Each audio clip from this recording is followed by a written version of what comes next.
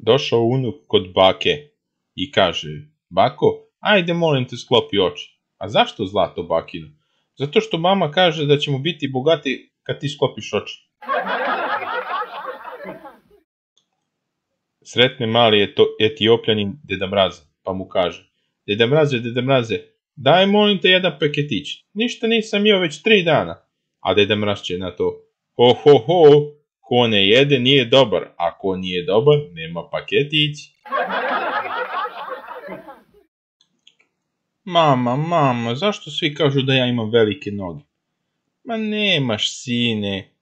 Ajde idi izbaci patike iz garaže da tata parkira auto. Kako da znaš da su deca iz Černobila srećna? Mašu repom.